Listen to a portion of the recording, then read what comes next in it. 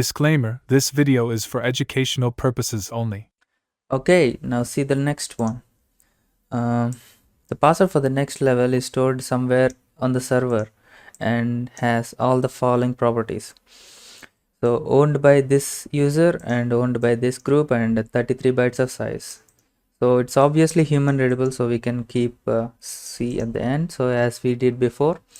So let's go back here, just copy, paste, and take this flag, paste it, change it to 6, and take this one.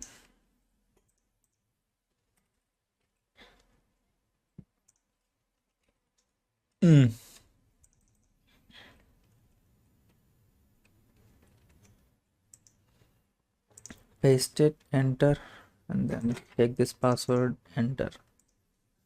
Oops. Now, okay, so far good. And let's see. So they're saying they have the properties here, but they didn't say where. It's saying somewhere in the server. So the purpose of this CTF is to know the filters used to find a specific file when you don't know the directory. So previously we knew the directory, right? So now we don't know the directory. So let's see ls, nothing is there. So let's use the find command, and before using the find command, let's see our directory. So this is our directory, current directory, but previously we searched in some other directory or current directory. So we have to go back to this root directory. So let's talk a little bit about directory structure of Linux. So here we have a diagrammatic representation of directories, and forward slash stands for root directory here, and from here we have some subdirectories, and here in our command prompt we see home directory, right? So that represents this one in the middle, and in that home directory there is a subdirectory called Bandit. So this is the directory structure. So to search somewhere in the system, as we have given here, somewhere in the server, we need to go back to all the way back to the root directory. Okay, so we can go back, or else we can simply mention forward slash. Okay, currently this is not responding because the SSH connection is disconnected. So it will show a client loop, send disconnect signal, and broken pipe.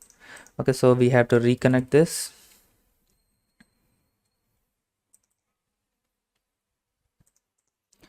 Paste it, enter. Now we are back again. Now let's pwd. As we have said, this is the Bandit directory. We have to go back to, we don't have to go back, we just have to mention that the file start searching from root directory, so it has to search everywhere in the system.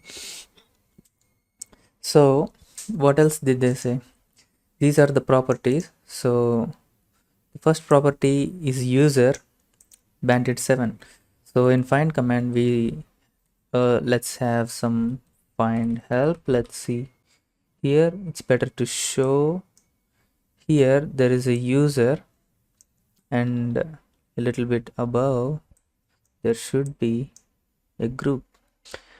Here there is a group, so user and group. So this is how you mention it. And size, we have already known how to use the size here, size with some number and with some extra parameter. We are going to use C because C stands for bytes, characters, ASCII characters, and each ASCII character is a byte.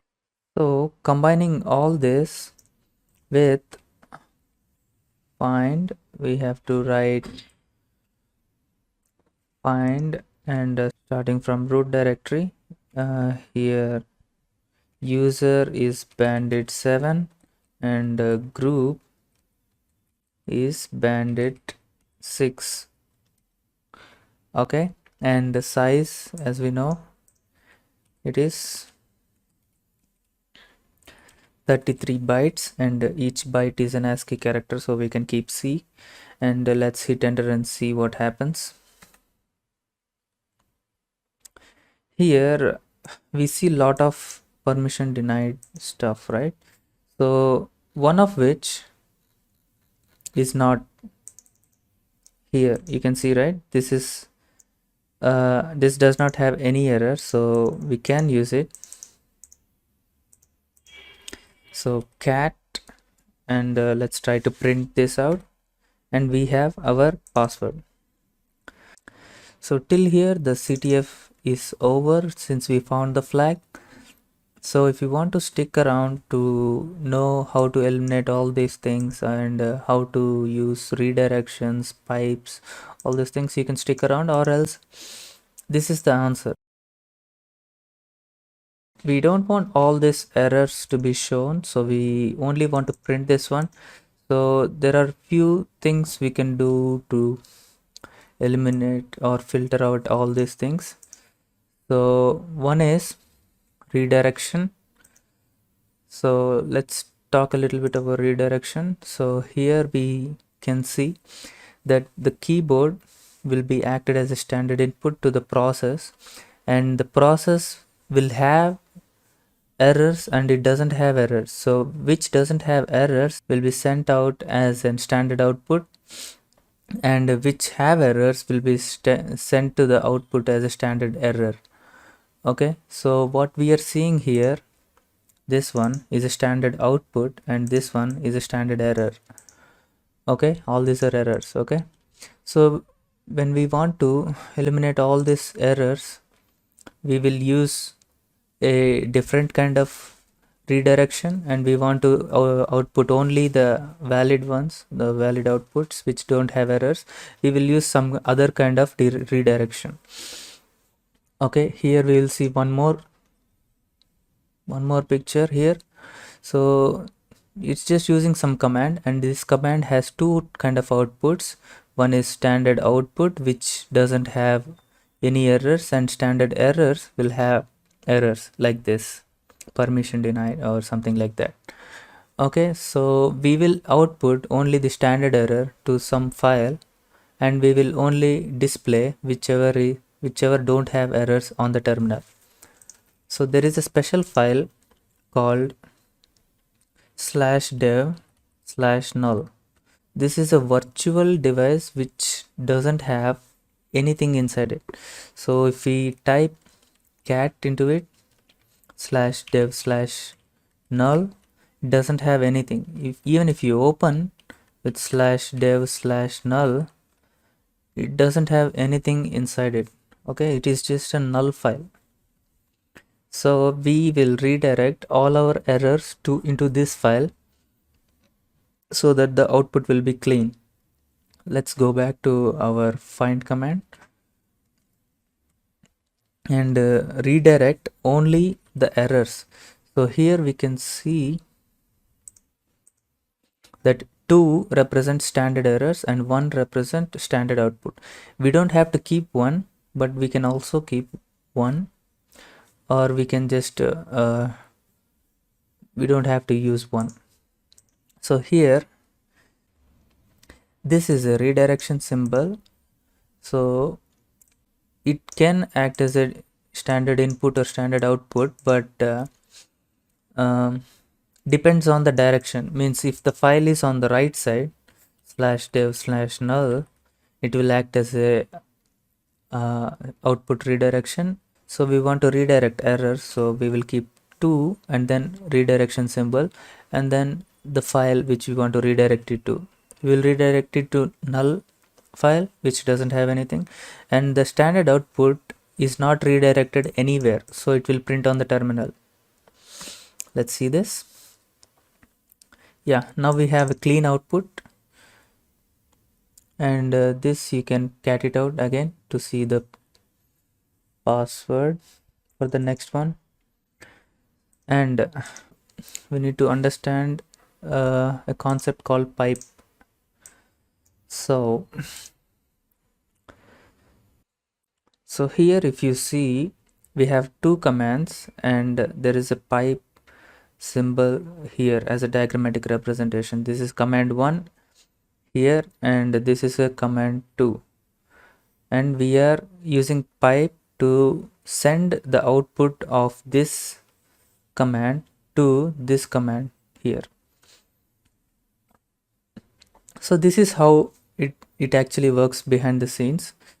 So this command executes and output of this command is packed and send it as a file to the next command. So remember, this is a file, this is not just output, just printing out, sending it to other. Okay, just remember this is a file, and here we are grepping out. We will talk about grep later, but as of now just remember that this focus on this one. So this is a pipe symbol. You can find it just about the enter key. Let me show that as well here. So this is the pipe symbol. You have to press shift to execute this one, shift and this key. So this is going too basic, but still it's fine. So where were we?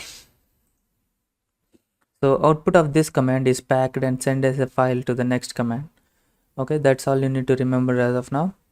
So let's use it in this command.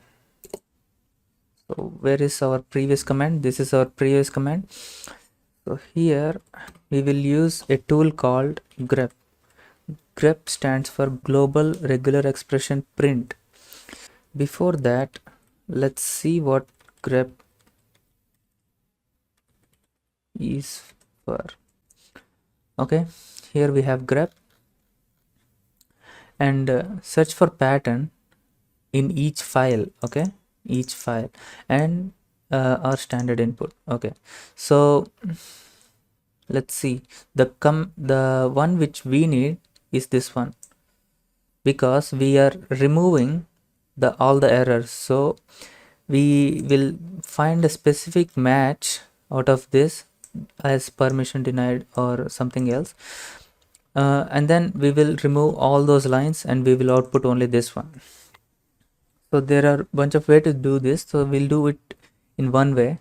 We will either match this one, or if you see the output, only this one doesn't have a find here, right? So we will just eliminate the find text whenever it comes. So now we have seen both the pipes and redirections, so let's put them to the text. So now you know how the redirection works. Now, so what we need to do is, anyway the standard output comes out, right? So we also have to keep the errors as temporarily stored in the background as an input. So once we use the redirection symbol actually converts all the errors into text and then sends it to the file. But since we are also using &1, which will store temporarily in the terminal, and once it is grepped out of a pipe, it is used as a standard input to the next command, which is grep, and then we can filter out whichever we want to eliminate. So here we will grep out the pattern which we don't want to find. So since we don't want to find, we have to use -v, which stands for inverse search. Okay, so it will find all the files which have this pattern and then it will eliminate all this. So if we use this is going to work. So if we don't use this redirections, it is not going to work, because the output of error files will always are not stored as the input to the next ones. So we have to store temporarily in a terminal like this. So we are redirecting all our outputs, including the standard errors, as temporarily as 1. So this is how it works, and then we can grep out the unnecessary part, and we found our output. So now we understood how to use a find command, how to use redirections and how they work, and how to use pipe commands and how to combine those two to get our output. That's it. See you in the next one.